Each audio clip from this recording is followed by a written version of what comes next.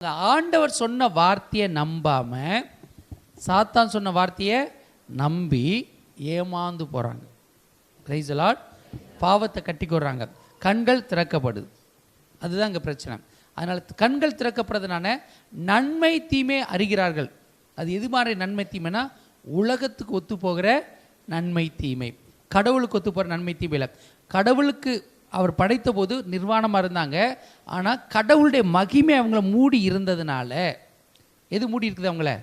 கடவுளுடைய மகிமை, கடவுளுடைய மாட்சி அவர்களை மூடி இருந்ததுனால அவர்கள் ஒருவர் நிர்வாணமாக இருக்கிறதையோ அந்த இச்சை நிறைந்த கண்களோ அவங்கள்ட்ட இல்லை. அதுதான் விஷயம் அங்கே. அப்போ கடவுள் படைத்த போது அந்த இச்சை இல்லாத ஒரு உலகம், கடவுளுடைய அருள் நிறைந்த அவருடைய கிருபை நிறைந்த ஒரு உலகத்தை படைச்சிருக்கார். அப்போ அவங்க அதை இழந்து போகிறாங்க. அப்போ மனுஷன் உண்மையிலே இந்த உலகத்துக்குள்ளே உள்ளே வர்றான். சரிங்களா? அப்போ ஆண்டவருடைய அருளில் மாட்சியில் மகிமையில் இருந்ததுனால அவனுக்கு ஒன்றுமே தெரியல. அவன் வேறு சிந்தி என்ன செய்யலை, உழைக்க தேவையில்லை. அவர் வேறு லெவலில் வச்சுருந்தார். ஆனால் நம்ம சில நேரத்தில் அப்படி தான், நம்மளே தவளை தன் வாயால் கெடும். அதுபோல் சில நேரங்களில் சில இடங்களில் வாய் பேசியே என்ன செய்வோம், கெட்டு போவோம். ஆமாம், சரிங்களா? சில பேர் சில செய்கைகள் செய்யாதன செஞ்சே கெட்டு போவாங்க. அதுதான் பிரச்சனை. Praise the Lord.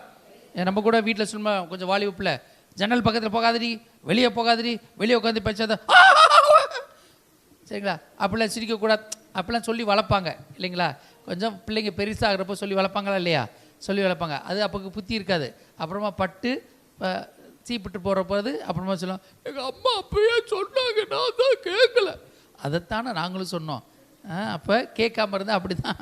இந்த ஒரு காரியத்தினால தான் கடவுள் தம்முடைய ஒரே மகன் என்ன செய்கிறாரு, இந்த பூமிக்கு அனுப்புகிறார். மானிட மகனா பரகத்தை அனுப்புகிறார். பெண்கள்னு பிறந்தவர் அனுப்புகிறார். அவர் இந்த பாவத்துக்கு என்ன செய்கிறாரு, முடிவு கட்டுவதற்காக. Praise the Lord.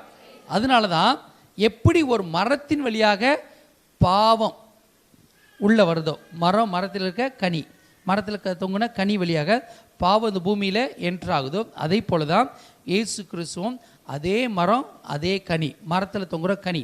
அதனால தான் கலாத்தியர் 3ஆம் அதிகாரம் 13ஆம் வசனத்தில் படிக்கிற போது, மரத்தில் தொங்க விடப்பட்டவர் சபிக்கப்பட்டவர் என்று எழுதியுள்ளவாறு நமக்காக கிறிஸ்து சாபத்துக்கு உள்ளாக்கி நம்மை சட்டத்தின் சாபத்தினின்று மீட்டு கொண்டார்.